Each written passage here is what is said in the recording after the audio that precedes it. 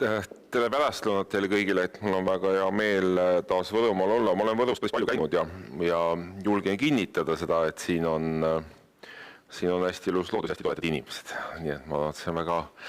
õige ja siin tsentris sai ka ringi käidud, see on väga innovatiivne ja äge koht teil siin tõesti, et Marku Lamp Keskkonnaministeeriumist kindlasti räägib kõikidest nendest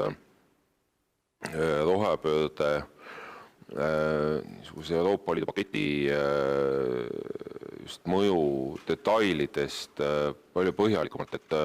ma proovin teda mitte korrata ja anda veidikene niisugust laiemat raami. Esiteks, mis seis täna Euroopas siis rohepöördega või Euroopa Liidu kliimapaketiga on, et lühidalt see seis on niisugune, et vastu on võetud siis Euroopa Liidu kliimaseadus. Kui varem rohepööre oli niisugune poliitiline deklaratsioon või poliitiline lubadus, et kõik ütlesid, jah, me peaksime seda tegema, et siis täna me oleme jõudnud siis olukorda, kus on õiguslik raamistik, mis on liikmesriikide ja Euroopa Parlamendi poolt heaks kiidetud ja mis siis tõesti aastaks 2050 konkreetse eesmärgina seab siis kliimaneutraalsuse ja aastaks 2030 siis kasvuhoonegaaside 55% vähendamise siis 1990. aasta võrdluses. Ja see annab ka Euroopa Komisjonile konkreetsed hoovad, konkreetsed meetmed,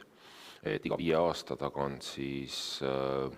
seda protsessi üle vaadata, vajadusel teha siis lisaettepanekuid, et midagi oleks vaja rohkem teha, kui asjad ei edene või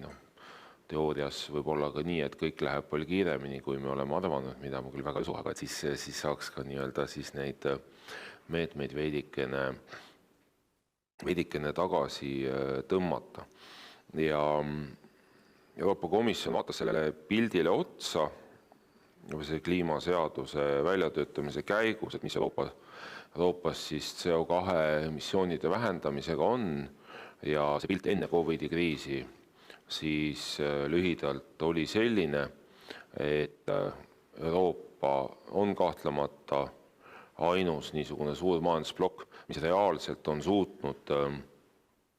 emissioone vähendada oluliselt siis 1990. aastaga võrreldes. See oli 2018 lõpus oli see 26%, nüüd on veidikene veel see kasvanud, aga ka see komisjoni prognoos selgelt näitas ka seda, et kui me niimoodi edasi läheme, et siis me selle 55%-ni tegelikult kuidagi nagu ei jõua, mis siis 2030. aastaks CO2 kokkuhoid peaks olema, et meil on siis põhiliselt see kokkuhoid on tulnud energeetikast seni ja enamus teisi sektoreid on pigem CO2 kasvatanud. Kui me vaatame üldpilti, et siis energeetika on kõige suurem CO2 emiteerija, siis on transport, mis on ka paljuski tegelikult kütuste ja energeetikaga seotud, ja siis on tööstus, et kus on siis kõik erinevad tööstused, seal kindlasti suuremad emiteerijad on seal tsemendi, väetise, kõik erinevad niisugused tootjad, aga ka kindlasti puidu ja mööblitööstus oma selle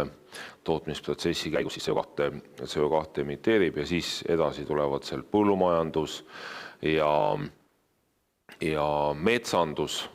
siis pigem selles mõttes jääb nagu teisele poole metsa mõttes, et mets pigem seob siis CO2, et kui me räägime ka sellest kliimaneutraalsusest, et siis me räägime ikkagi kahest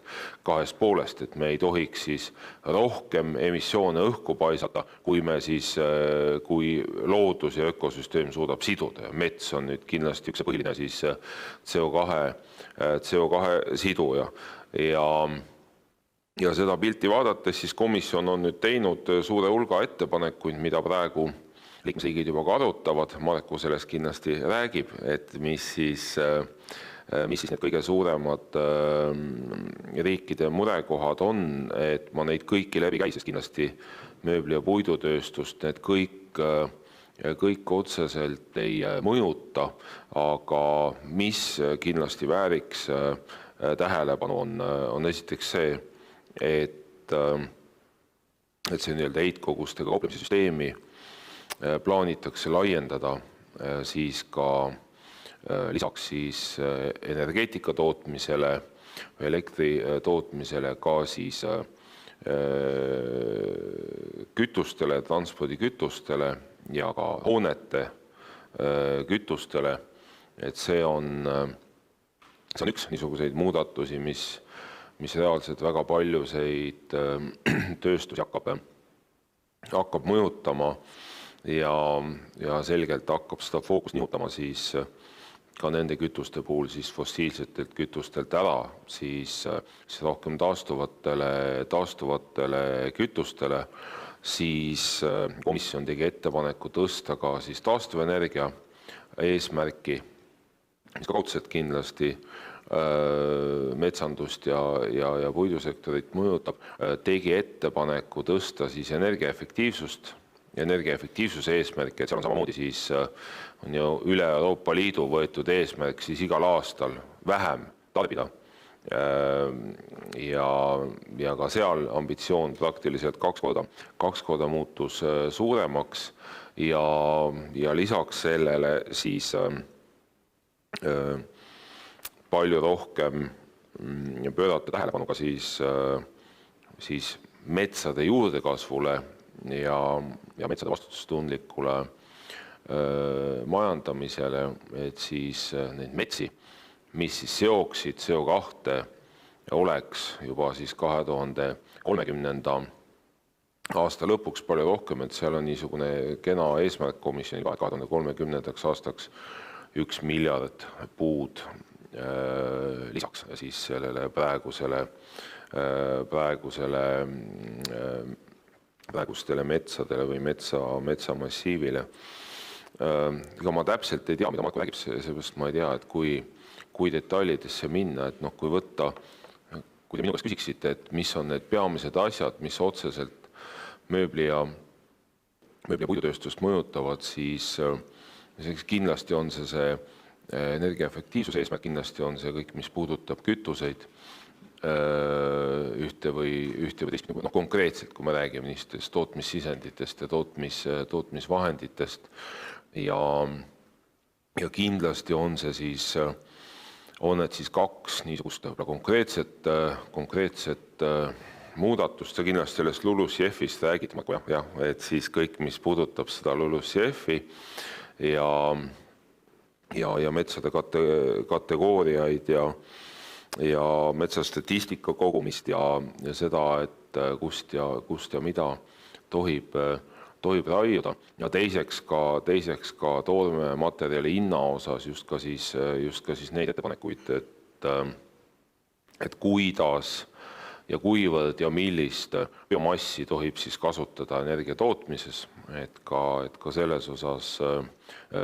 osas komisjon on oma ettepanekud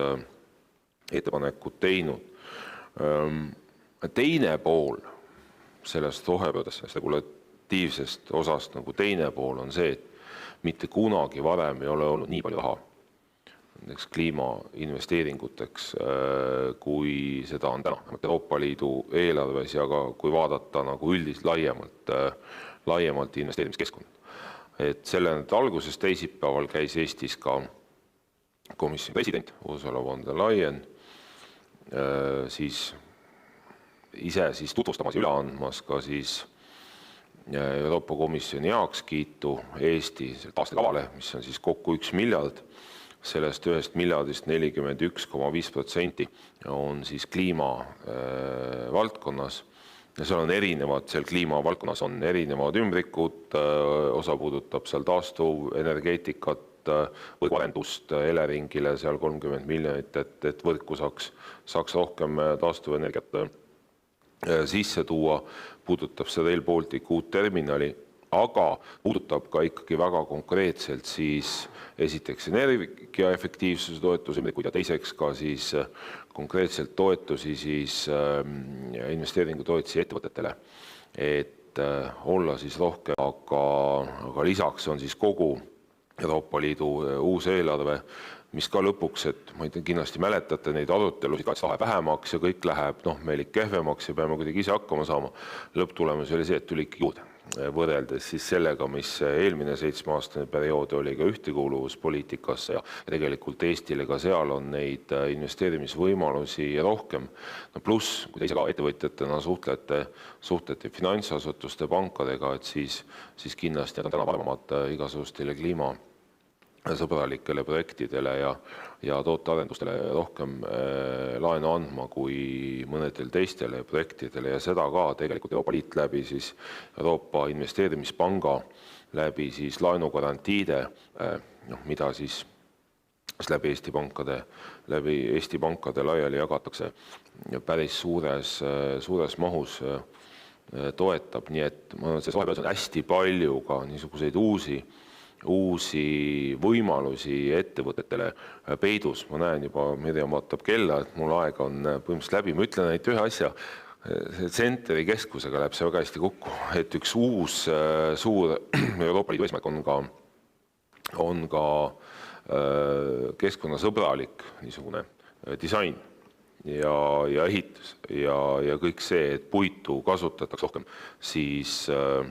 hoonetes, ehitistes, et kasutatakse toodetes ja see on üks niisuguseid suuri prioriteetseid teemasid, mida tegelikult komisjoni president ise on isiklikult käivitanud, seda vedanud, et üle Euroopa käivad ka eksperdid koos ja insenerid, arhitektid, ametnikud vaadata, mis kõik need erinevad võimalused on. Nii et ma arvan, et kõik see, mis teie siin teete, on väga rohepöörde vaimus ja kindlasti päris palju uusi võimalusi annab ja eks see suund on just seesama, et tegelikult seda puitu siis kasutada nii, et teda rohkem saaks väärindada ja see lisandväärtus oleks kõrgem, saaksime rohkem keskkonnasõbralikke tooteid. Et ma alguseks rohkem ei räägikski, sest pärast meil on paneel ka ja siis me saame veel arutada.